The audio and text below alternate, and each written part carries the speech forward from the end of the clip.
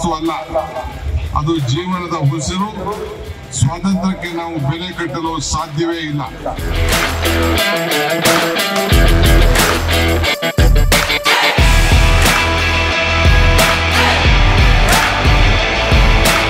ಸಮಾಜದ ಎಲ್ಲ ವರ್ಗಗಳಿಗೂ ಹಸಿವಿನಿಂದ ಸ್ವಾತಂತ್ರ್ಯ, ಬಡತನದಿಂದ ಸ್ವಾತಂತ್ರ್ಯ, ಕತ್ತನದಿಂದ ಸ್ವಾತಂತ್ರ್ಯ, ಸಂಕೋಲೆಗಳಿಂದ ಸ್ವಾತಂತ್ರ್ಯ, ನಿರುದ್ಯೋಗದಿಂದ ಸ್ವಾತಂತ್ರ್ಯ ಸಿಕ್ಕಿದಾಗ ಮಾತ್ರ ನಿಜವಾದ ಸ್ವಾತಂತ್ರ್ಯ ಸಿಕ್ಕಿದಂತಾಗ್ತದೆ ಅಂತ ಹೇಳಿ ನಮ್ಮ ನಾಡಿನ ಮುಖ್ಯಮಂತ್ರಿಗಳಂತಹ ಸಿದ್ದರಾಮಯ್ಯನವರು ಇವತ್ತು ನುಡಿದಿದ್ದಾರೆ.